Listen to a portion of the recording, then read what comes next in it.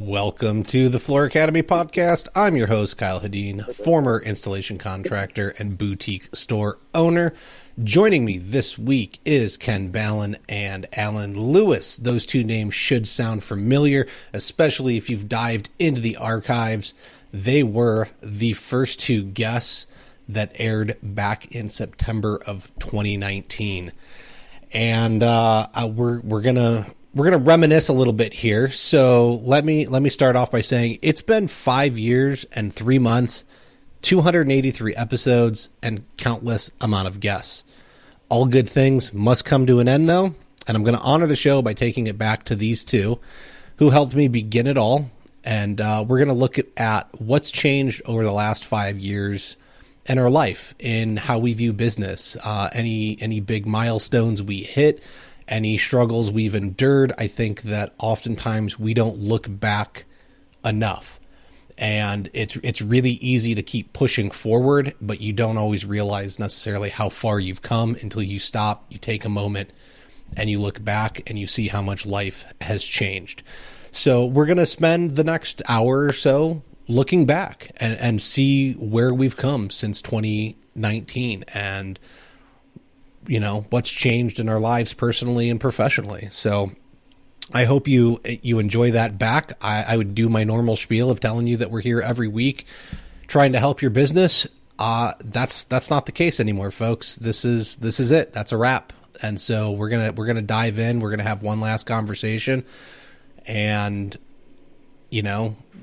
maybe at some point one day this comes back in another format. But as of now, life has changed, and I know that I've said that I would do this, whether I was getting paid or not, but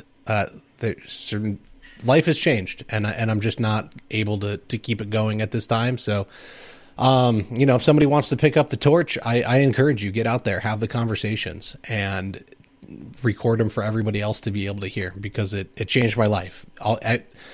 Everybody that was willing to donate their time to this show to have the conversation about something that they are an expert at has helped me become better, and I hope that by you listening has helped you become better. So we're gonna get into it. Alan, it's been 5 years, man. So why don't you give everybody a quick, who you are, what you do, why you do it, and then we'll have Ken do the same thing, and then we'll take a look back here, like where we've been and where we've gone. I'm just Alan Lewis, and I'm a floor covering installer. Well, you say that, but you were tile installer of the year in 2019. Yeah, I did the tile installer competition. I'm CFI certified. I went and did my Masters 2 test up in Indiana. I completed that. I've done the NFIC hands-on, hand sewing, sisal seagrass and wool class. Completed that. Competed in the carpet in St. Louis, flew out to St. Louis and competed in the carpet competition and missed that. And then recently competed in the Dalton competition and won it. And so I'll be going to Las Vegas at the end of January again see if I can't win the carpet competition. Mm-hmm. Which, congrats, by the way. Work. Which, yes, you're still installing. And that's the day-to-day gig. You do tile, you do LVP, hardwood, you got it all, and carpet, you got it all going on down there. Yeah, you have to do it all out here. You just got to stay busy doing it all, I guess. Mm-hmm. All right. And Ken, once again, welcome back. Let the people know. Well, I am Ken Ballin. I am CFI 13604 and CTI 1392. It's a pleasure to be back with you, gentlemen. I was listening to that intro, and it's like, it just hit me, like, wow, it was 5 years ago, man. Like, it's not like a long time ago, but to see, like, everything that's happened and changed, and it's a journey. It is. So I'll give the audience a little perspective here. It's actually closer to 6 years. Because we originally, I want to say we recorded in like March of 2019 because I know that Surfaces had happened because you guys had competed for the Tile Installer of the Year. Yeah. And then by the time I had the idea, kind of put it all together, I think we recorded in March. And then I sat on it. And I sat on it, and I sat on it, and I sat on it. And then Ken was like, you going to do anything with this or not? I was like, fine. And so at the end of September, close to the end of September 2019, that first episode came out. And it's come out every Wednesday since. Never missed one. Sometimes there was a plethora of episodes recorded ahead of time, and sometimes it was down to the wire, and I recorded an episode the day before. Although that's been more recently. This year has not been great for the show in my time management. So I've been on a few of these episodes. It's been, but yeah, it's not that long, but it is. I think the industry has changed in, I think, what people are looking for out of it. I think in how people communicate within it, the technology that's used in it. And then, 5 years is a long time we all have kids.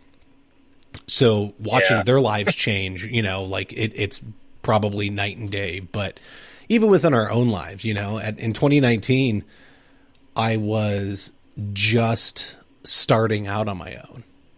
And I knew nothing. I had learned a skill set poorly from some other people, and then I went and looked for ways to improve it, which is one of the reasons why the show came around. So not just how to improve my skill set to be a better installer, but how to be a better business owner. And it's, that journey of 5 years looking back is night and day difference of how I would have handled stuff, not only in growing it, but establishing it. So I guess for, Alan, we'll start with you, but what's maybe like the biggest change like you could see looking back from where you are now professionally and maybe personally as well compared to 5 years ago? I guess I really focused on like the kids and stuff. I'm glad I have the trade and to be self-employed to be able to go do the kid stuff. I really enjoy it. I think looking into my future, like right now, I'm just an installer like everybody else. I just do what I do. I've gotten better at what I do, a little more attention to detail, a little more particular about what I do. I'm really learning how to manage. I'm trying to make sure I learn how to manage and lead and try to get out of installing and manage my guys and teach my guys. And I've got a bad habit of getting in there and doing it for them. So that's kind of really my focus is to teach these guys to grow, to maybe one day they move into a leadership role themselves, just trying to get out there and hustle for the work. Same, trying to figure out how to structure pay programs for my guys for their best interest, how to plan for their future. Because, as an installer, you really don't plan for your future. You just kind of go at it. Yeah. I love that you said that you're trying to learn how to lead and manage. I don't know that enough people realize that that's not an innate ability that most of us have. And it's something we have to work really hard at to become proficient at is how do we let go and actually become a leader instead of someone that just barks orders at employees that we have. Yeah. So I've tried to get around some, I'm not saying they're like super big people in our area, but some people that I can talk to, maybe some mentors in my area. Talk to. They're not even in my same profession, but they're doing well. That's really what I'm looking to for advice and leadership, and really how their systems and structures work. Because you grew up in a family business. You did what needs to be done, how it needs to be done, whenever it needs to be done. So that's kind of how we always went at it. But I'm trying to get it into a system to where we can all profit, we can all grow, we can all have a place for our kids. If your kids want to come and work, have a structured way to teach and develop them into a leadership role later down the road. Mm-hmm. I love it. I love that you've found a way to put the kids first, and you can schedule around that. And then, like I said, building out these systems, these processes, learning how to be an actual leader instead of a manager is really big. What about for you, Ken? What's it been like? I know your daughters they're getting older. They're getting close to, at least one's getting close. No, one left or getting close to leaving. It's like her last year. Well, so I mean, we got my oldest is she's in college. She graduated high school, and then my youngest is going to graduate next year. So I'm on the tail end of that sentence. So I'm just kind of been trying to pick and choose my projects and things and people that I'm getting involved with, and I don't have any interest in putting the tools down per se, but keeping the radar aimed outward so I can see what's going on. But I still love installing. I still love setting tile and doing flooring, and if I hit the lottery tomorrow, I'd still do it for free. Well, maybe not for free, but no, not for free. You can't abuse yourself like that for free. Maybe you don't have to charge those Skyro floor prices, though. You can charge normal people prices. Yeah, we'll give some discounts. Maybe we'll keep the prices. We'll just make a few more donations. Okay, there you go. There. And and you're to the people who put me. Go ahead. Go again, Alan. I said I'd give it to the people who couldn't afford it or that wanted for it. Or yeah. No, for sure. Find some good charity projects. Yeah, I can get down with that. I think it's, and you're not even, everything's not, you're still paying the bills through installation, but Ken, you've developed other means of revenue. You're working on something really big. We just had Jason Potts on, and we were talking about Ballin knows best. And so I think there's, it's, even that's a huge change. You looked at the industry in 2018, 2019, and to think that AI was going to be a big play I don't think that was on anybody's radar, especially people in construction. Yeah, well, it's the natural progression of technology. When the internet came along and we were dealing with search engines and then we were dealing with social media and now AI. Even with the way that social media has changed in the past few years, say what you will about it, but it can make or break a business. It can make or break, and installers have access to information if they so choose. But the downside of that is, you can't validate the sources all the time from social media. But with the Facebook groups alone, we've helped a lot of people, man. We've gotten people jobs, gotten people to rehab, done a lot. There is, so I think that's something to hit on, because as much as that's how we all met, right? That's where this whole thing was born out of. It's what kind of started it, was that we all had these Facebook groups to be in, and it started off as a few, and I think probably for worse, it splintered off into way too many, and now there's all these subdivided groups of, I don't get along with you, so I can't be over here, and I got to be in my own thing, and we're going to talk this way, and we're going to have this set of beliefs, and so for as much good as they did, I think they've actually gone and done more harm at this point. And one of the more positive things, if there is one of them all splintering out, is I think that the establishment of local groups is great. Like, one of my big revelations over the last 5 years has been,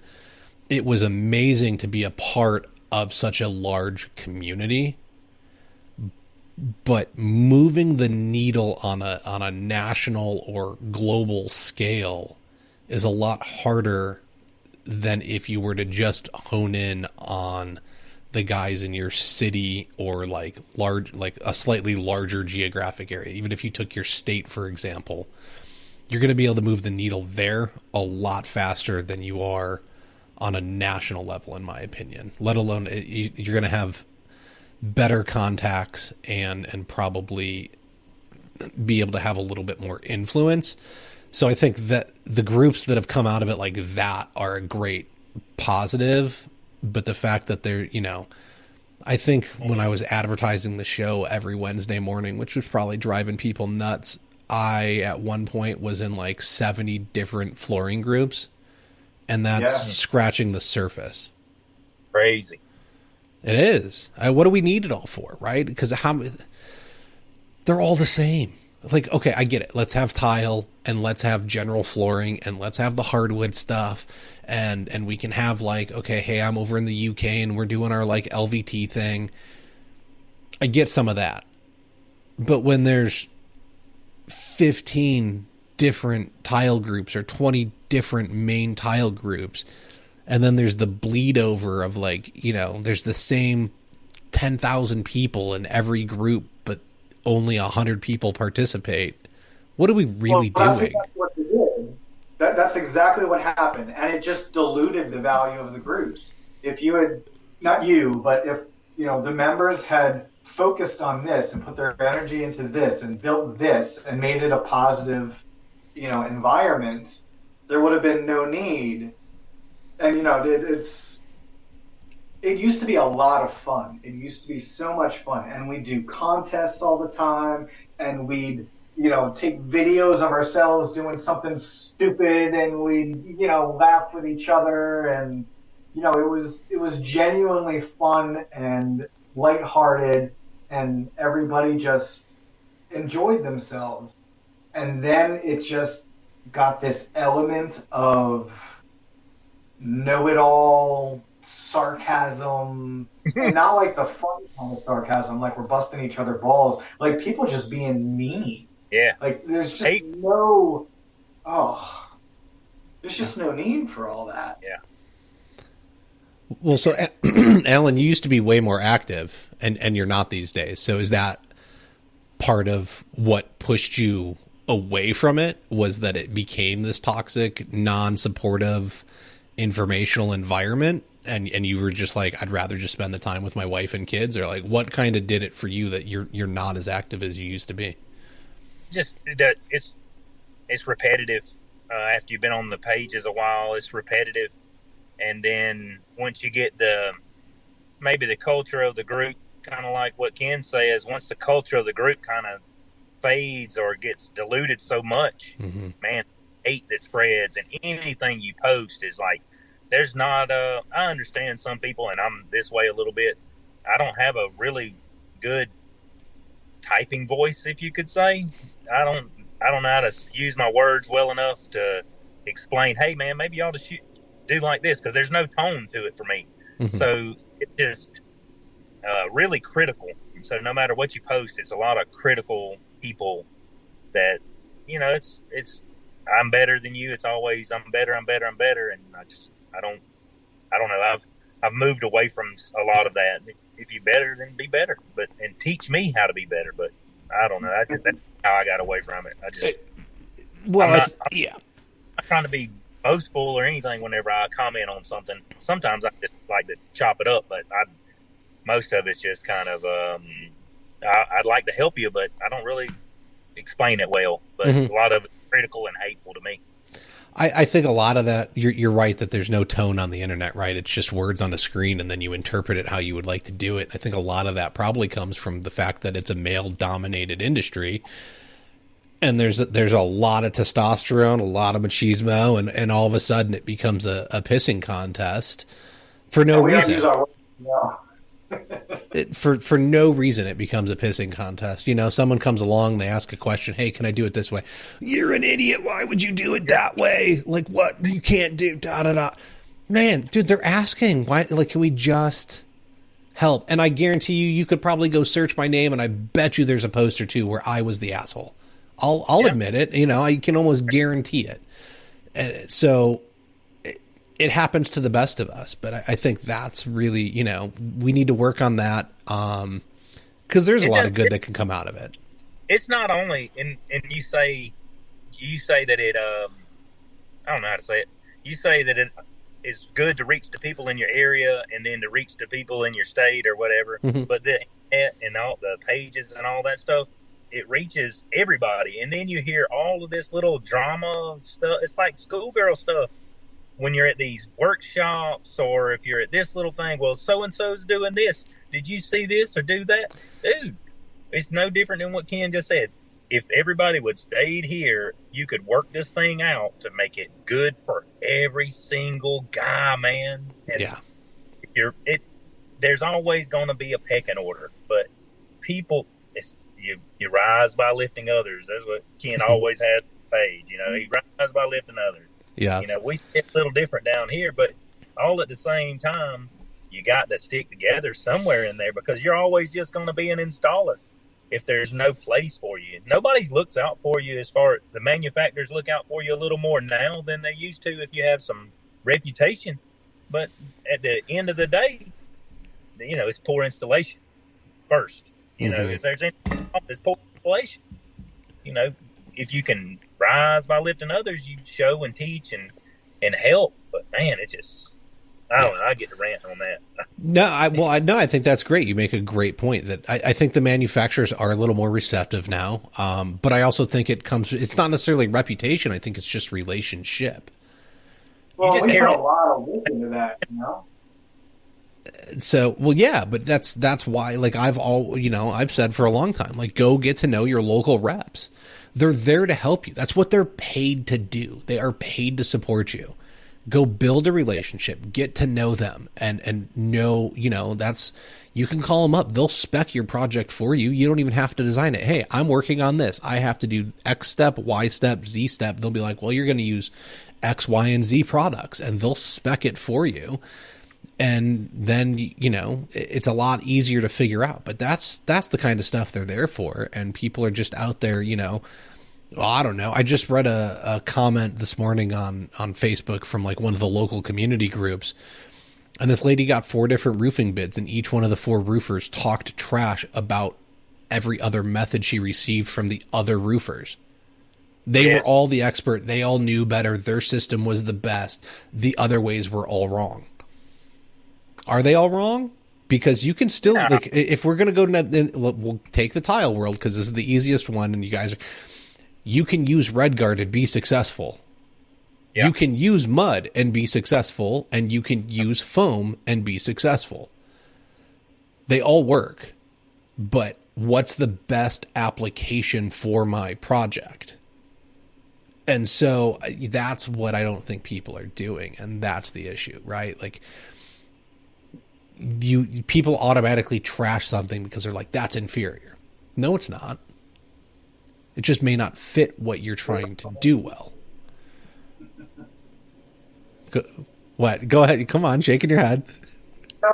I said it's just different than what you're used to. You know, and like, how many guys and girls out there don't know that, you know, there are reps for these companies and these vendors. You know, we've seen that. And again, new installers have no idea that there's this community of resources out there, that there is an industry that you can be a part of. They're just out there on their own, you know, plugging along, trying to make a buck and provide for their family. Mm-hmm. And they don't realize how valuable all this can be. Well, I mean, shoot, I didn't even know that there was like specialty flooring stores. You know, I was going to Home Depot and picking up stuff. And using, like, I didn't know I could go buy a giant bag of feather finish. I was getting the O. Henry stuff from Home Depot that, you know, is based on feather finish Ardex technology, and paying more for it until I realized that, oh, there's a supplier in town, and I can go there and I can get specialty supplies at a better price. No one's there teaching you this stuff. And so if the company you work for isn't knowledgeable, which is, again, like one of the reasons this show exists is like, let's go train knowledgeable people so that we all can be better. It's not happening. Yeah, I think it's important. That right there is important. I don't know, the supply store thing is all right. What the thing you was talking about, supporting the reps supporting you. We got Daddy and them has a supply store. Roy and Robin, they got a supply store down here, and the reps have done nothing but support and give for the installers, and you can't even get the installers to come in there for an hour to sign some tickets for an entire field to be given away. You know what I mean? It's crazy that they want the support, but you can't. The guys don't show up to get the support or to talk shop, to chop it up. They don't want to chop it up. They just all you got to do is be around the guys that are doing the things. Nobody's got a, the guys who got a chip on their shoulder. They know that they know you, and you know not to talk to them. But in a social setting, the networking with other guys who's doing, you got to talk and chit chat with everybody, and to hit on the things about this product is what I use and it's all I use. When you're retrofitting something or remodeling a bathroom, you might need to mud a wall, and you might need to build something out, or you might need to do something different than what your product's capable of. So I feel like you to always expand what you do and what you know and what you use, man. It's important, and you won't learn that by anywhere else doing with your head down in the sand doing what you do, unless you get to these workshops, or if you get to the supply house meetings, man, or the donuts in the morning, coffee and donuts, man. That's where you learn this stuff. You don't learn it in school. 100% correct. I think there's the easiest way, right? There was the what was it? They were all boycotting the Wall Street. What was that called when they were all sitting up there and getting pissy about it, right? But like in general, people hate 1%ers, right? They're all like, they don't pay their fair share and they take advantage of everybody and data. Was that Occupy Wall Street? There you go. Yeah. Occupy Wall Street. And then, everyone's hating on 1%ers because they don't pay enough taxes and they're making everybody feel bad and they get too much money, Here's my take on it, right? Hate me if you want to, and I'm okay with that. Most people don't like 1%ers because they're afraid to put in the effort to get to where they are. We still live in America. There's still plenty of opportunity. You may not hit 1%er status, but I can tell you that by me putting in the effort I did into this industry, I have significantly improved where I am financially, emotionally, mentally, physically, like all of that. But had I sat in the back and bitched and moaned, I wouldn't have changed, and I would still be in the same miserable spot. And so I think, you're right. The guys that don't want to cut it up and they don't want to have a good time and they want to bitch and moan and have a chip on their shoulder, they're not going to get ahead, and they're going to stay exactly where they're at. And then they're going to try and bring you down to keep you at their level, as opposed to trying to lift you up and make you better. And so for all the good we're trying to do, I don't know that it truly will ever work. And that's one of my biggest realizations over the last 5 years is I wanted to start this and I wanted to help give back to what I created. I was like, I'm going to help all these little guys actually know their numbers and how to start like making a little bit more money and give them more of their time. Turns out, again, for those of you that listen religiously every week, this isn't you. For those of you that listen occasionally, this is you. You don't want it and you don't care. And so that's one of the reasons why this isn't going to exist anymore. Because I had this grand idea that I could help many. And for all the people it's helped, I'm super thankful it did, because it's helped me. But it's not enough to justify the investment at this point. And that was a harsh realization of, you can't save the world. Like that's what I wanted to do, is I wanted to save the world, and you can't. You can save a few. And to those few, thank you.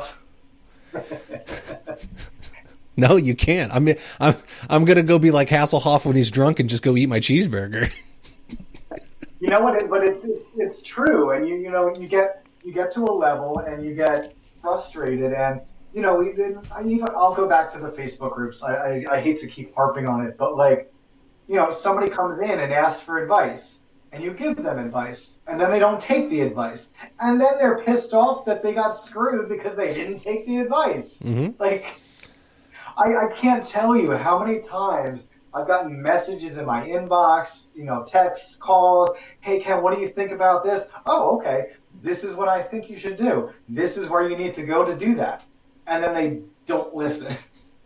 Like, why did you call me? Why did you text me if you're not going to take the advice that you asked me for?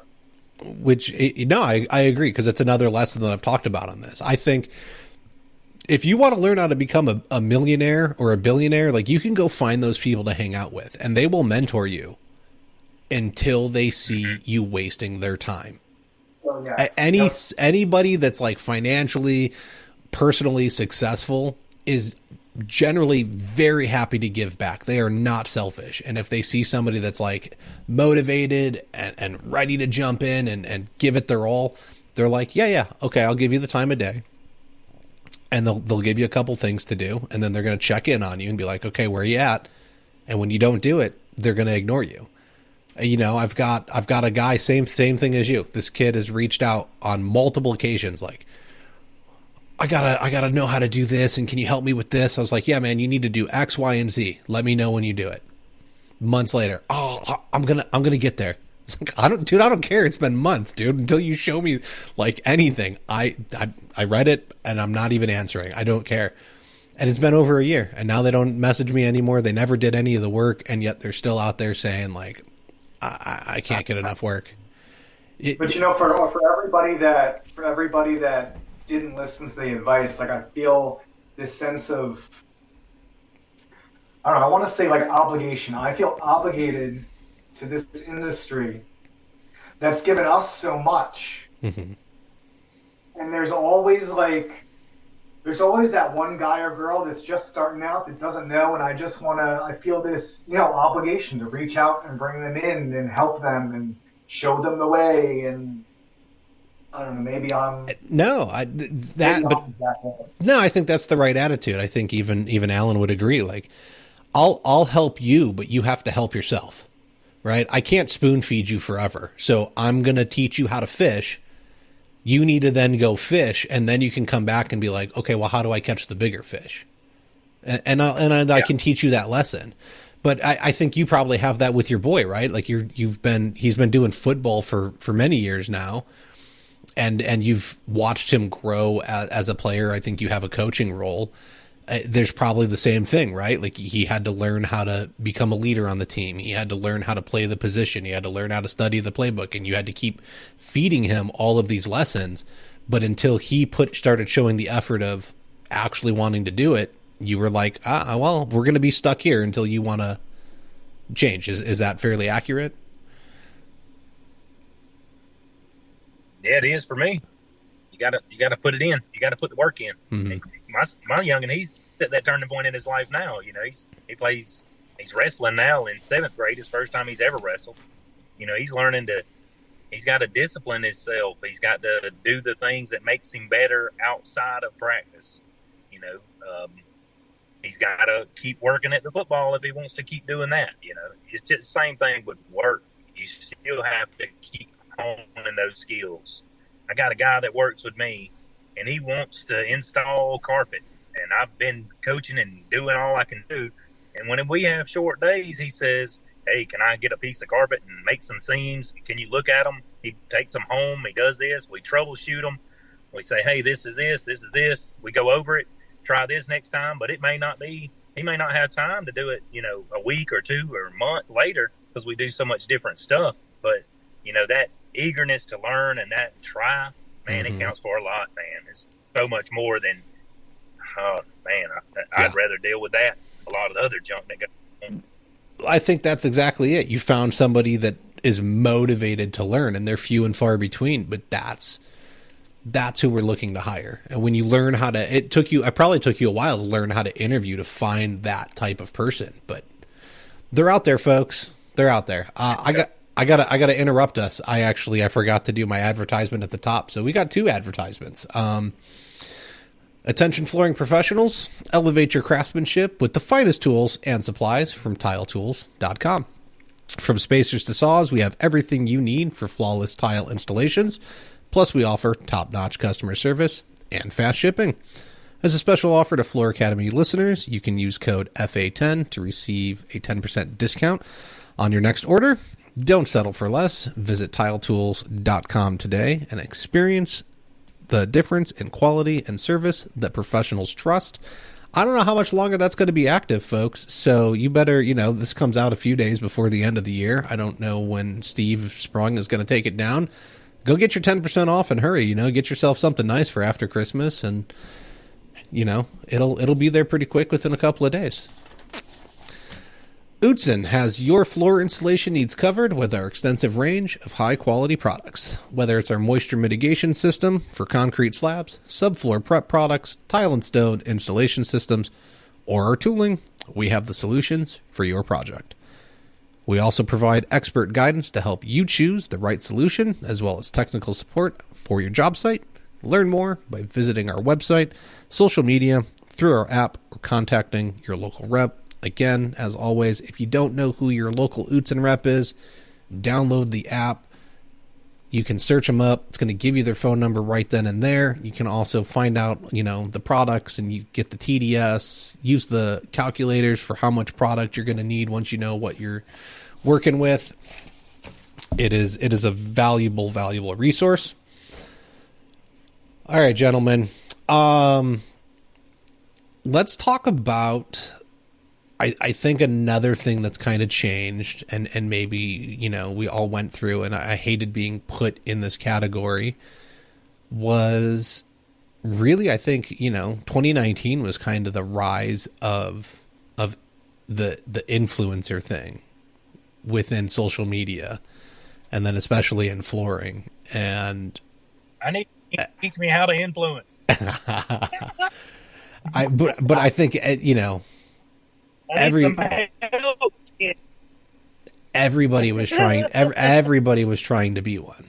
It felt like for a while, and I don't know that I was ever trying to be an influencer as much as I just wanted to provide. I was just looking to provide content. If I was going to interview people and have business conversations, then everybody should have access to it. I wasn't looking to I guess I'm influencing you to try and be a better operator, but it wasn't about clout for myself. I don't know. It was very interesting to see, I think that's where a lot of drama came from. There's, it seemed like anybody could kind of try and get some attention, and some people do well managing that and other people don't. Why are you looking at me? No. I'm just looking at my camera. It's not necessarily you. Why are you taking it that way?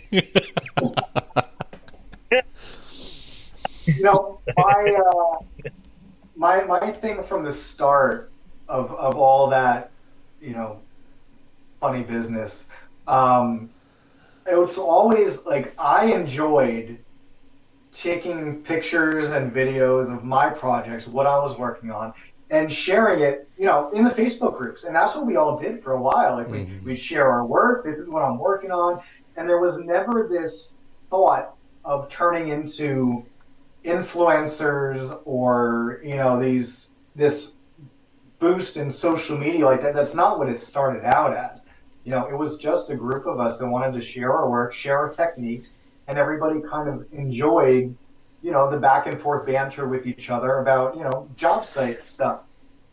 And then it kind of evolved into, these companies seeing what we were doing and wanting to take part and, utilize that to, a degree in marketing. And then I think really once Instagram kind of took off in the manner that it did, that was where you really saw people in the industry kind of promoting brands and tools and companies and getting compensated with, materials and tools and, monetarily. And I really think that Instagram is what kind of really made that take off. And now, with TikTok, we're seeing it as well. But, I was never trying to influence anybody. I was enjoying making the content. And I still say, when people say that influence, I hate that word. I said, I am a content creator. I create content from my job site of what I'm using. Mm-hmm. And I enjoy that. I do it, I've done it for 10 years now, and there was never any sort of compensation, when I first started doing that. It's interesting to see people's take and people getting jealous because of relationships that you've developed, and oh, you got this for free, that means you're less of an installer than somebody else, and it's just like, it goes back to the degradation of the Facebook groups. It's like, there's just this element of jealousy and hate that it just makes me crazy. I think it's for as much good as the technology has done us, it's made things just as bad. It's great to be able to communicate with the other side of the world in a fraction of a second. You don't have to send a letter and have it travel across multiple countries and an ocean, and you get it 6 months later. We can find out what's happening in the Ukraine instantly. But for as much good as that provides us, it also gives us the ability to hide behind a screen and talk shit to people about things you're jealous of or don't agree with, just because you can be that asshole, I guess. It's very, very interesting. It's really easy to criticize from behind a keyboard, but it's real funny because the same people that want to criticize behind a keyboard, when you see them face to face at a show or an event or something like that, they don't really have that much negative stuff to say. Oh, we're quiet then. Yeah. I think another aspect of this that's a positive was, if you go back to 2019 and you kind of review like magazines that were before that time, all the articles were by the same people all the time. And I really feel probably like 2020, 2021, 2022, there was a changing of the guard within the industry. And it was one of the first steps to really start handing it over to the next generation. I had an article for a while, or a column for a while. Ken, I know you've written multiple articles for multiple different people. Alan, have you gotten in on any of that? Have you done anything with like CFI or floor trends or anything? Robin's wrote a few, but she's told me to write a few, but I hadn't committed to writing anything. Okay. It is a process, and it's not easy. It's time consuming and stressful, and I've always enjoyed writing from when I was in high school and everything like that. So when somebody asked me like, do I want to write an article? Yeah, I want to write an article. Like, that's awesome. And then you have to sit down and you're like, wait, how many words? Wait, what do I have to talk about? You need it done by when? Dude, that wasn't my experience. They told me that I could do an article a month, and I submitted like 6, and they're like, what? And I was like, just use them as you need them. Let me know when you need more. Yeah. So that wasn't my thing. Like I wrote them up, and they like never really submitted anything back. And like, you got to change this and clarify this. They were just like, yeah, that's pretty good. We can work with this. Well, I think we're just happy to have the content, man. I think there's that too. But for anybody that's like, it's because I asked. And I think it's because Ken probably initially asked, like, is there something I can do? Is there some way that I can help? Like, it came out of me trying to push my own agenda. Part of that was because I wanted more recognition, so hopefully it could grow the show. But a lot of these magazines, folks, like if you want to write something, they're dying for content. Especially if you want to, well, if you want to like try and get better advertising in your local area, I would be going to some of the local HOAs, the larger ones around here will have like community magazines that they do. And usually you have to pay to like have a spot in it. But maybe if you offer to write like a monthly article that, provides great tips for homeowners, you can get that in there for free just by doing it. But then you're allowed to have like, a quarter page ad or something, make that trade. The industry magazines are dying for content. Take your pictures, take your videos, write up, your process and provide them something special that's different and outside the box, and like get yourself published, get some recognition. It's one way that you can help boost yourself, but it's great for the industry too. We don't need the same old voices month after month after month. The people would love a break, I guarantee it. The people that are writing every month would love a break.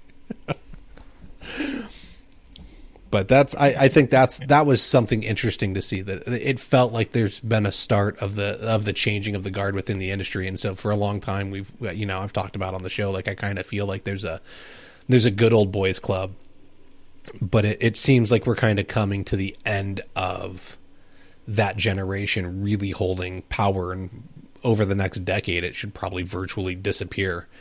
But well, that big influx that we saw of different people getting involved, I genuinely, in my soul, feel that that's due to the Facebook groups and all of us contributing and building this community, so that our names were recognized from these people, from the publications and the industry and the trade organizations, and everybody seeing this and seeing us. And it was, oh, well, I'm going to message you on Facebook. Hey, we're talking about this month. Would you mind writing, me a few sentences or send me a picture? Like, I got so many messages from, all of the publications, asking for pictures and quotes and then articles. And it was just because of this community that we built. I know I said it before, but we put so much effort into building this community that I feel like we owe it to ourselves to keep it going. And like, I just want to see new installers being taken care of and guided. And I don't mean to, plug the new thing, but like, that's really what I'm pushing for with Ballin Knows Best is, taking these new installers and showing them, teaching them the ropes, and, putting them in charge of how they're running their company, and not depending on these outside marketing companies with no industry experience to, hold their content ransom. There's just so much good that we can still do. There is. I think there's a lot of good to still be done. It's always changing, and I think that even without this show, there's still ways that I'll be involved and reach out, and people can feel free to reach out to me. Like, if you don't know how to find me, you can find me on social media. Like, you should know how to spell my name by now, and you can search me up and you can find me in probably an email address. I'm not going to throw them all out there. Because you gotta put in a little bit of work. I'll be honest. Like, it's not hard to find me. Plenty of people have. But there's good left to be done, and people need it. But again, I think it comes back to like, show me you want it. And then within that, I'll help you. And I do like the Ballin Knows Best approach to like owning your own assets and showing people how to actually do it, or a simplified version of it, so that even if they decide down the road that they want to hire a company, they can hold them accountable. Because, scrolling through some of the lesser Facebook groups and being inundated with 15 ads a day of, if you could use 10 more leads, send me a private message and I'll get you hooked up. That company's not going to do anything for you. That company's going to do absolutely zero for you, except take your $500 a month and say, thank you for paying my way through life. So there's a lot of benefits to, having control of your assets and not being under somebody's thumb for what's happening with your company digitally. Because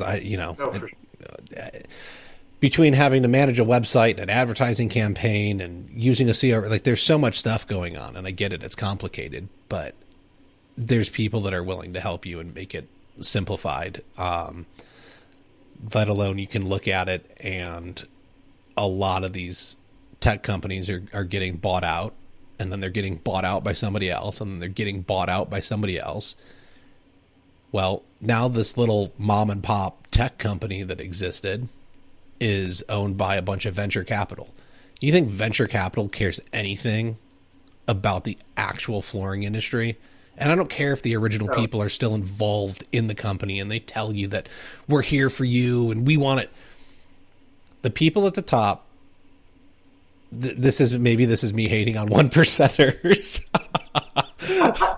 The people at the top got compensation packages and certain assurances when they sold their portion of their previous company. And they're doing really well. Now, that doesn't mean that they're not truthful in some way, but when the more look at the government, dude, I was a president of my board for like a year and a half for my HOA. I was on the board for 6 years trying to get something done on that small scale of a government structure was absolutely ridiculous. I can only imagine what it's like once you get into the bigger politics of like venture capital and stuff. Like, just because it's good for this specific industry doesn't mean you're going to be able to get it approved. And so they can tell you all they want that it's good for it. But you know what? I'd probably go find the mom and pop technology company that's still really, really small and can, pivot on a dime to help solve my problem. That's me personally. You all do what you want to do, but I don't trust it. We're all trying to do that though, Kyle. We're all trying to get that thing, get something sold so that we can have that passive income. Look, I've said it on the show. I think you're right. I tell people, like, let's build a business instead of owning a job, right? So let's build something that's repeatable and doesn't require you all the time. Just because it's repeatable and able to, not have you check in on it, you could do that with 2 crews. You don't have to have 100 crews. That's right. So but all at the same time, it's different. Whenever you break it back down or sell it or whatever you do, you still, you still get it watered down a little bit. Could be. Depends on who you sell it to, right? Am I selling it to the guy that has been with me for 25 years and he's just as passionate as I was? Or am I selling it to somebody that just wants to have a company because it's a repeatable process? And is it necessarily about me selling it for the money, or is it about me selling it for other reasons? That becomes a total moral, ethical conversation of like, what are we actually doing here? It's an interesting one, and we can have it if you want. I don't know, man. I don't know. I feel like even if you break it back down to selling a company or selling or trying to be I don't know, because we talked about it, an influencer, or we're all trying to monetize whatever we're doing, though. I mean, we're trying to get paid for the least amount of work possible. Well, if the only thing we can truly sell is our time, so I can't blame anybody for trying to monetize their time. That's right. I used to have a real problem with it, but I think I'm coming around, man. Coming around. Which is, that was part of my journey too. I think we all bid. When you first start, you bid from your pocketbook. And if you're broke, man, and you're struggling to pay the bills, it's really hard to go in and ask for more money than you earn in 6 months. Yeah. It's really like mentally, emotionally hard to go do that, because you're like, well, if I can't afford it, they can't afford it.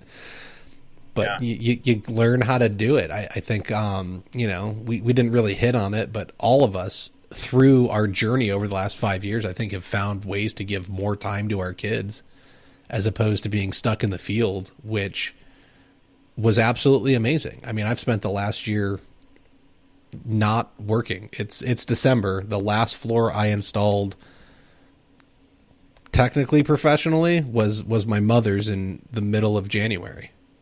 Right. And then I did the floor for my father's house as I remodeled it. But that's really all I've done this year. So I wouldn't have been able to do that had I not found a way to sell my time for a profit the years before. You know, having this show and having some sponsors, they definitely helped carry me. Doing the mastermind group helped carry me, but my income was way down. But I had the time to go work on, you know, play general contractor all day and come home and, you know, do what I needed to do with my kids, which was really nice. And even before that, like when I was growing the business, if I needed a Friday off, I just didn't schedule a job for that Friday. I took my kids on their Cub Scout camp out for the weekend, and we would be the ones to drive up there and drive the trailer. And, you know, they'd miss school on Friday. I didn't care. Like, let's go spend the time together. So I think there's a lot of benefits to it, but what do you got to have the reason that you're doing it, and then you got to make it work around that. Yeah. Time's the only currency we spend without knowing the balance. Ooh. Yes. Yeah, I like that. There you go. Which, I mean, Ken, you're great at it because you just finished the play, but I know that like you'll go work a half day and then you'll just disappear and go do, you know, whether you're doing a content creation thing or you're doing something for your daughters, whether it's with a sports team or the, you know, building the set for a play, or you've got, you know, some event that locally is taking place. Like, you just nope, I worked, I'm gonna go do this other thing that's super rewarding to me to make it worth. Like, you keep a pretty good balance, which I think is another hard lesson to learn, because we all want to go work that 14-hour day because we feel like we're behind the 8 ball all the time. Well, that's the whole thing, and I know I catch some flack for, you know, talking about how much I charge and raising your rates, and everybody needs to raise their rates. But like, I genuinely feel that I'm in business to make money. Like, I'm in business to provide for my family. And that providing for my family, it may not be monetarily. Providing for my family could be with time. Emotionally. You have to be able to find that balance. And, you know, if my youngest has a field hockey game at 3 o'clock, yeah, you know what? I'm ditching out at 2 because I'm going to go see that game. You know, if my oldest has something with school or something, you know, she wants to do, like, I'm going to skip out and go do whatever they want to do. I started my business to be in control, not to punch a time clock, you know? Mm-hmm. If there's something that we as a family want to go do and we're going to, you know, go out to Amish country for the weekend, and I'm going to ditch out on work on Friday and Monday because I can, you know, like, yeah. I'm going to get my apple butter and pancakes, man. But I think you should, but I think that's part of learning how to not only bid correctly, but actually run a business instead of owning a job. And then, you know, how many days do I really want to work a year, right? Can I look at this and figure it out? You know, I can miss so many Fridays. I can miss so many, you know, Mondays. I can miss a random Wednesday. So I'm not working, you know, 260 days a year. I'm working, 250 to 10, you know. I go ask me for email me, ask me for the spreadsheet. I'll send it to you, and you can put in how many days you want to work a year. If you want to work 1 day a year, you got to find a way to go sell a job for $250,000 and do it in 1 day. That's just it. That's the thing. You need to charge enough where it doesn't matter if you take time off with your family. You know, it doesn't charge enough where you're not counting those. You're not counting those hours. You're not counting those dollars. You know, oh, I've got, you know, 20 grand in this job, and I'm here until it's done. And, you know, once I got to the point where I stopped trying to count dollars and make so much each month, and I just said, you know, this is my process, this is my price, and, you know, that's what it costs. Mm-hmm. And once I started noticing how many hours I was putting in and how much I was making, I'm making substantially more per hour than I was when I was paying so much attention and being obsessed with it, you know? Well, I think what it comes down to, like what I learned was a lot of guys and gals will go into it and they work their tails off to try and get the extra dollar so that they can take the day off or the weekend off or buy that new tool. And that's initially what I was doing, but I wasn't getting anywhere. And then I looked at the equation differently and I said, what if I charge for it like I already have it? And so if I want a day off every week, then I need to charge like I only have to work 4 days in a week. Well, you know what? If you're looking to make $5,000, if you're looking to do $1,000 a day in labor, if you can sell a project at $1,000 a day, then what's the difference of going to $1,250? Because then you only got to work 4 days. Like it's not a big thing to go from selling something at $1,000 to $1,250. Right. And if you want, like, there's people that are like, oh, I got to get a store, but I can't afford it. I don't know how I'm going to do it. Start charging like you're already paying $2,000 a month in rent. Build it into your operating expenses. And then once you save up a couple of months because you're not touching that money, you can go put the down payment down. You can sign the lease. You have money to build it out. You can float it for a couple of months. You're already charging for it. Stop trying to like work your way into something and make something out of nothing. Create it and then go get it. If that makes sense. The construction contractors have already figured that out. Back in the day, everybody used to work for a shop. Everybody came out of a store. So all these guys they can make just a touch more money, but they won't raise their rates up to shop rates. So these contractors are around my area. I can speak. They'll get these guys that's working for what the stores was paying directly and cut the store slam out. The guys that are working directly to the contractors need to raise theirs up to store rates. Yes. I don't want a store. I don't think I want a store right now. I don't want a store, but I want to make store money or better than store money. Mm-hmm. It just doesn't make any sense. Yeah. If you're going to raise the rates and everybody wants to raise the rates, if you're good enough and your skill set is there and your systems are in place, your rate, they're not going to catch up to your rates. Your rates just go right on top of their rates and you just end up making more money. I don't understand the thought process on it, but everybody's got to, you got to bring everybody. You got to bring everybody. And then it forces you to, hey, this guy's doing it for this, but he's better. Mm-hmm. It forces you to everybody to equalize the playing field a little bit. I think there's that. I also think that and Ken would agree, like, I don't want to compete in the bottom of the middle of the market. I want to compete at the top of the market. I want to be the expensive guy, but I'm going to come up with a way to show you that I'm worth that value, right? I'm going to present a value proposition. In fact, I just did it with selling my father's house as I came up and made an agreement with a couple of manufacturers about being able to pass on warranties. And so when I put the house on the market, it wasn't just like, hey, here's this really expensive house with really nice finishes. It was, here's this really nice house with nice finishes with certain assurances in place that they'll remain that way. And then the appraisal came back really bad and the lady wanted too much in concessions and I cut out all the warranties anyways, which is fine because I don't have to back them now and that makes me happy. But it did influence her decision in originally buying the house and making that offer because she was like, oh my gosh, like look at all this stuff I get. And so you can't just charge more to charge more. Like you can for a while. You can go and raise your rates 10% probably right now and not offer anything else.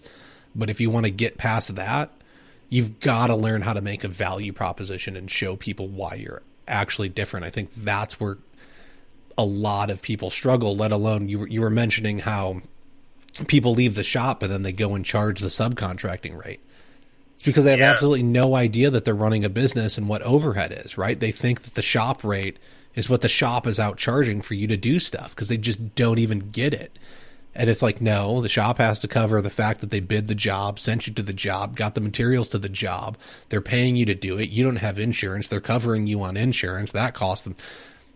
They don't even have the idea to start calculating all this stuff out, which again, like, welcome, go listen to, what is it, 283 episodes of Floor Academy podcast, and you can get some insights on how to run a business.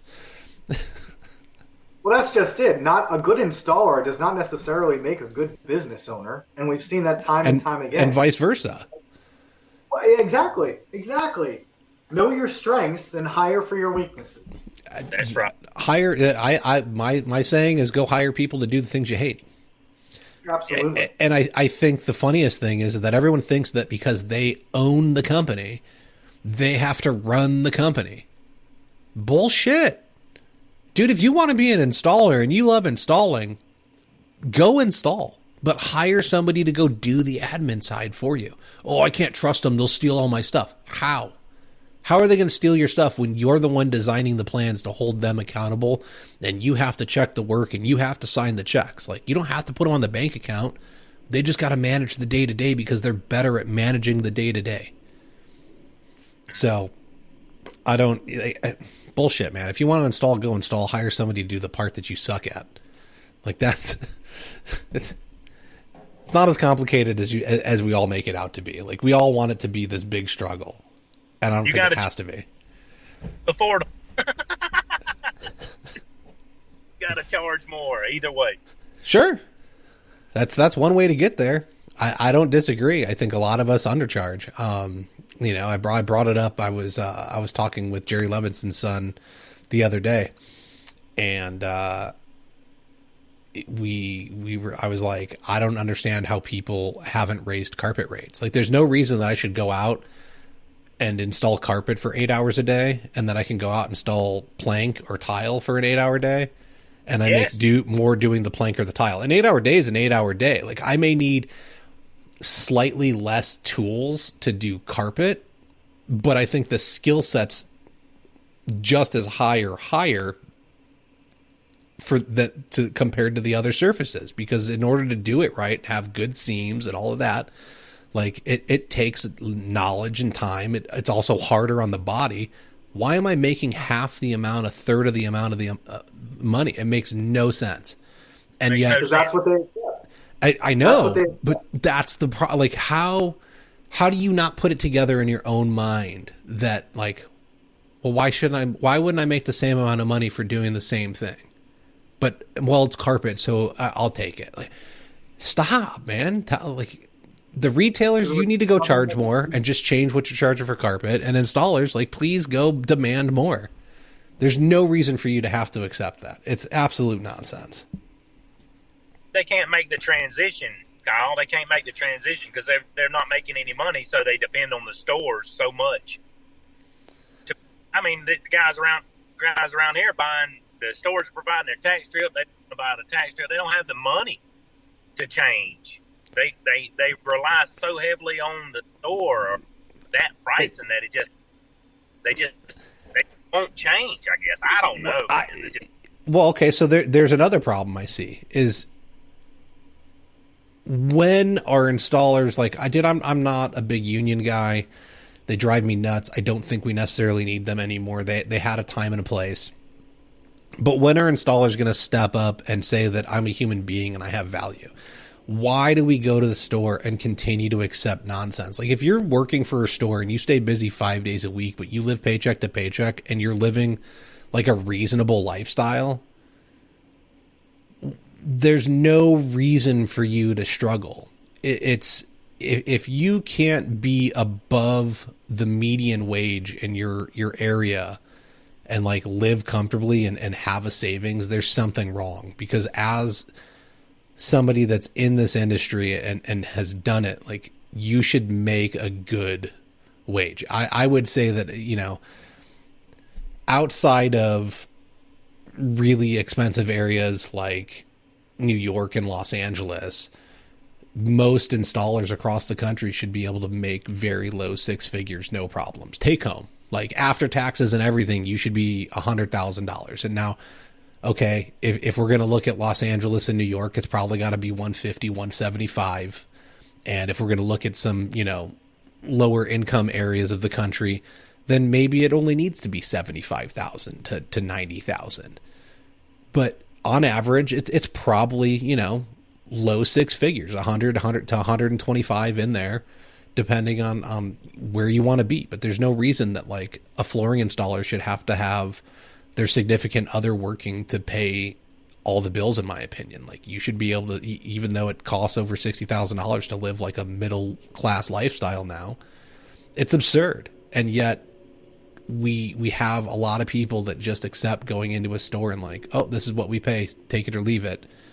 Yeah. And a lot of it is, one, I think it's just poor business sense. Poor business sense on the retail store owner's part. But I also think they're scared to raise their rates. I think they're scared to go out there and ask for more. They're comfortable and they're just like, no, I'm gonna leave it easy, and these guys are accepting it. I also think that there's probably a lot of people that are getting taken advantage of, and the retail store is doing better than what they're letting on. And for sure. because, I'm just a stupid construction worker. Like, they're just straight up getting taken advantage of and getting paid really, really low rates because they're like, oh, this is all I'm worth. Well, no, dude, you're worth way more. You're way more valuable than that. The country doesn't exist without you. Here's another facet to that, Kyle. With my folks owning the supply store, you don't realize, all right, it creates a melting pot of people coming in that are looking for supplies. So these guys are coming in and asking, hey, how do you do this? How do you do that? Daddy's in there every day, man. Robin's in there every day answering these guys' questions. So I feel like the stores are taking advantage of, they don't know. If they don't know, they're not going to pay them anymore, and they use it as leverage to not pay them anymore. Mm-hmm. So it's the store's fault or the installer's fault for not educating themselves or providing a better product and demanding more money. Well, and I think that comes down to the biggest con the retailers pulled was convincing us to go to the subcontracting model. Because everyone used to be in-house. Yeah. And everyone used to, or you were in-house or you were union. And then all of a sudden it was, oh, wait, I don't have to cover their insurance. I don't have to match their taxes. Well, let me convince them that it's better they go run their own business. Well, not only do the business owners of the retail stores not know how to run a good business, but now you've got all these guys in construction not knowing how to run a business and doing what they do. And so we've watered it down so poorly. Yeah, no wonder nobody knows how to do anything, because there's nobody to properly train you, because there's no system or process that's unified across the board. And I think that's what it's going to take us to do. Like, I love watching Matt Garcia with his performance pay and what he's building in Texas, because he's actually going to build something that brings people in, whether they have experience or not, teaches them leadership, teaches them the proper way to do the job, gives them advancement opportunities, explains it all along the way, trains them up on proper installation techniques, gets them certified, and it's all as part of being an employee. And then if you want to learn the business side, there's going to be a path within the company to grow and learn about management. And then if you want to leave at some point and be like, look, I got this, I want to go try my own thing, more power to you. I wish you the best. Like, off you go, right? You learned, here's some other resources for you. You can check this stuff out. Like, all of that will be given. The conversations I've had for 5 years, the conversations you can go look at in the Facebook groups right now. Yeah. I don't want to teach them to do anything. They're just going to leave. The fuck, you're the problem, dude. This is why we're a shit industry, because nobody wants to teach anybody how to do anything, because they're all afraid you're going to go steal your work. If you're half the time at the shop, they come in there with that look. Two or three installers will be in there shopping, and it'll be silence. But the guy that comes in there by himself, asking questions, shooting the breeze, man, he's way more talkative to that. But man, they don't want to trades. They don't want to talk, get together on it. That's for sure. Yeah. Well, what's funny though is, like, everyone thinks they're going to steal their job. And so we've all had apprentices, helpers, like, I hate calling them helpers, whatever you want to call them, right? They help me speed up how quickly I get through a project when I have an employee. Okay.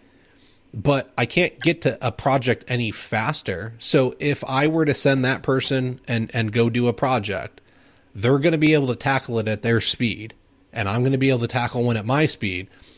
So all the work that's available within an area is still available, even if that person leaves you. Like, they're not stealing anything from you. They're just taking what they were doing anyways. Like, it's such a stupid concept.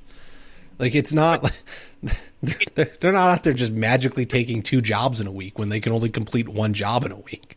They didn't steal anything from you. You're just not doing it with them now. Yeah. I don't know. I feel like it's a tough one right there.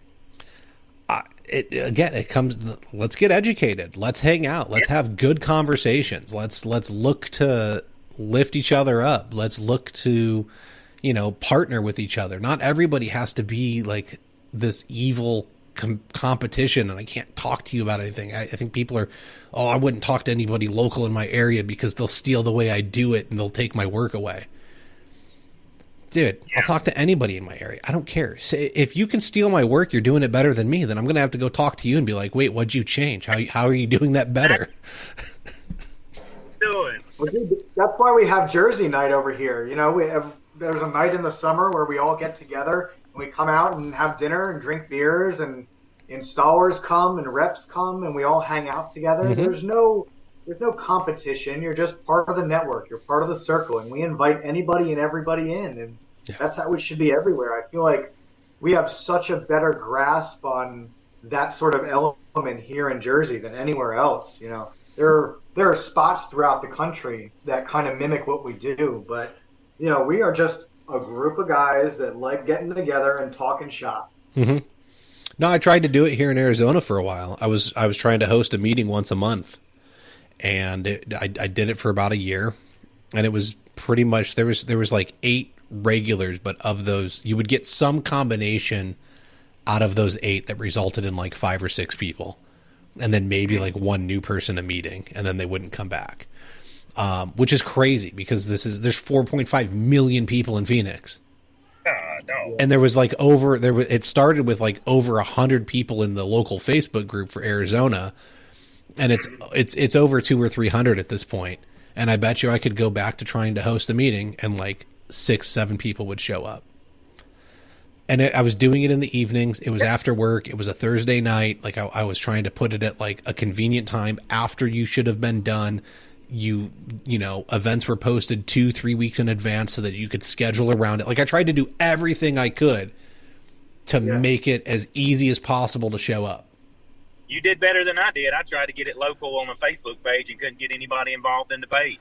I know. They're scared. Oh man, I can't talk with any. I don't know what it is. It's crazy. I agree that you guys have it going really, really well. That Jersey community is very unique. Yeah. I don't know. Anything else we want to hit on? We're a little over time, but we can go as long as you guys want. But is there anything you want to say or discuss specifically?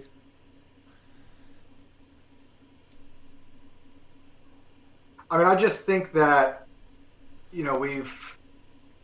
5 years have gone by. We've seen a lot. We've done a lot. We've talked to a lot of people. And I want to see this community grow, and I want to nurture each other, and I want to see everybody do well. I want to see everybody succeed.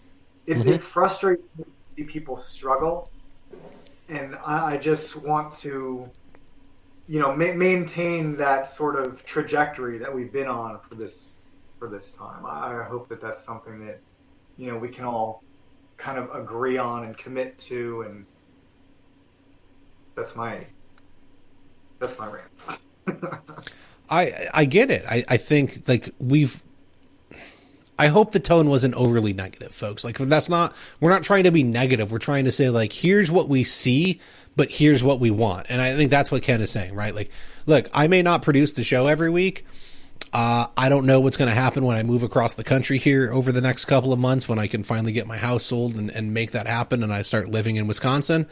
I may open a retail store. I may not. I may work for a flooring store as a salesperson. I don't know what I'm going to do. I probably will end up in the flooring industry somehow.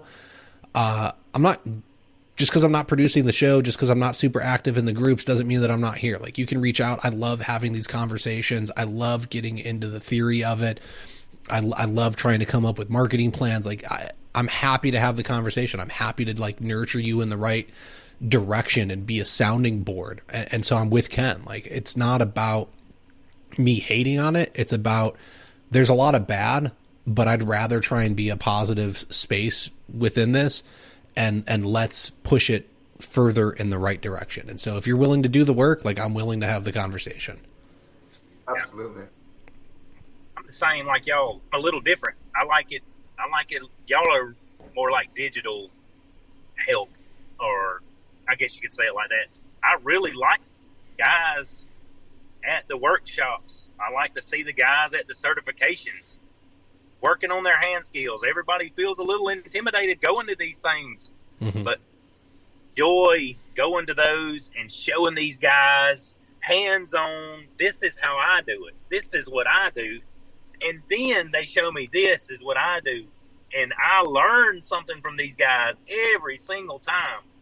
And that's exactly what it takes, is for everybody to be involved and help the industry grow with their education, man. It's you got to feel like it's mandatory. I think there should be more skill sharing. A lot of people are like, this is the way it's done. This is the way we've always done it. Don't do it any other way. Man, Dude, I can install a plank 15 different ways. The plank still goes in. It looks the exact same way, no matter what of the 15 ways I pick. Like, why wouldn't I want 15 ways to install a plank? That way, when I get stuck, I got options to make it work. Man, I'm saying, dang, pick a way. There's so many training organizations out there now. It's your own fault for not finding somewhere to go to get better. If you don't have people around you to mentor you, man, it's your own fault, really. Well, the reason why you are where you are is because it's your own fault. But yeah, I don't want to end on a negative note either. But man, it sits with me, man. Well, I don't think it's negative, right? I think what you're saying is, look, it's up to you. Like what Jane say? If it's to be, it's up to me. Yeah, there you go. It ain't gonna get fixed by you sitting on your butt complaining about it. Get up, make a difference, right? I wanted to learn business. I've done 283 episodes to learn business. Iron sharpens iron. Oh my! That's my daddy saying right there. Iron sharpens iron. Good. What'd you say, Ken? I said, be the change you want to see in the industry. Yeah, there you go. So that's gonna do it for us, folks. I appreciate everything anyone has done for me over the years. To those of you that have bought merchandise, to those of you that contributed on Patreon, to those that were a part of the mastermind groups. I can't thank you enough for believing in what I was doing, for, helping support myself and my family and give me the opportunity to not only grow as a person, but as, how I operated within the industry. I don't know what to say, because I didn't really think about it. I haven't put it all together. It's still kind of weird that I'm ending it. And I'll admit that there was talk of me doing it last year. Ken was privy to those conversations. And then I was like, all right, I had one more year, and I pushed through, and I didn't know I was going to do it until really like the last 3 months. I probably decided around September, October, that I was like, it's got to stop. So if there's somebody out there, like if this is really your jam and you love it, I encourage you, you pick up the microphone, because that's all I did. Is I went and I searched for the podcast, and it didn't exist. And I knew how to get the microphone hooked up to the computer, and started calling people and recording the conversations and putting them out there. And then I added the video component. You don't have to do it, but it's just technology. Just pick it up and do it if you want it, and then share it with everybody. It's going to make a huge difference. So I think you did a good job, Kyle. I think you've done a good. It makes it real easy, real digestible program you got. I enjoyed it. Thank you. I appreciate that. I want to do a special thanks to all of our sponsors over the last 5 years. I'll start with Jason Goldberg. So he was the first sponsor of the show with at first Retail Lead Management, and then he launched Tralama. It switched to Tralama, and without Jason, none of this would have happened over the last 5 years. He came on very early, and he convinced me I was more important and better than I thought I was. I had all of the head trash. I had all of the doubt. He was like, no, man, what you're doing is great. The industry needs this. You do excellent interviews so far. I want to support you. And so it wouldn't have happened without him. And so thank you, Jason, for everything. It wouldn't have begun or continued without your early support and like early mentorship of just getting me over a mental hurdle. Ken, thank you. I guess it should have gone to you first because you told me to just post the damn thing. So thank you for that. And thank you both for being, my first and my last guest. You're both, very important to me. I enjoy our friendships. I'm glad that they exist and we've been able to keep it alive. It's awesome to, keep up with you guys and see what's going on in life, professionally, personally, and all of that. But then I also want to thank Ardex, Better Tools, Flooring Domain, IQ Power Tools, John's Manville, KronusSoft, Laticrete, Nova Tile and Stone, Russo Trading Company, Schluter Systems, SnapTech, ThermoSoft, TileTools.com, Traffic Digital, Virtual Estimates Now, Uzin, and the International Surfaces event. Y'all gave back to the industry in a way that nobody else really was, and I commend you for that. I think that whether it's me doing it or it's somebody else doing it, this is something the industry truly needs. There may not be a lot of people that consume the content, but the ones that do are going to be out there, and they're the future. They're the ones that are going to make a difference. So thank you for investing into those that will invest back into not only themselves, but where they make a living. So it's awesome. With that being said, we got one last little ad read here. So listeners, it's nearing that time again. Time to remind you that the International Surfaces event is taking place in Las Vegas, January 28th through the 30th of 2025. So mark your calendars now. You can go and you can watch Alan compete in the carpet competition. And if I remember correctly, you're going to be competing against Daddy, are you not? Did No. he did not? Oh wait, he couldn't compete this year, right? Because he won. That's right. Okay, and now he's out because he won on carpet and LVP. Did he not? I don't think he won. He didn't win last year for LVP, did he? No. Okay. I think you can do that. I'm gonna go compete for the carpet and see if we can do Alan. Well, you got tile, you knocked that one off, so now you got to go get the carpet, and then you can get the hardwood, the LVT, and maybe the hardwood when they bring that back. But let's see. So whether you're an installer, retailer, distributor, or serve in another capacity within our industry, Tice is a solid resource to expand your knowledge and networking base. You can also learn about the newest and industry-leading products. You can catch up with them on Facebook by finding the International Surfaces event page, or you can visit intlsurfaceevent.com. Get registered now, because if you're listening to this, it's the end of the year and it's right around the corner in a month, so they've probably run out of really good hotel rooms and you're going to be paying an arm and a leg, or you're going to be slumming it over at like Circus for like $5 a night and risk dying.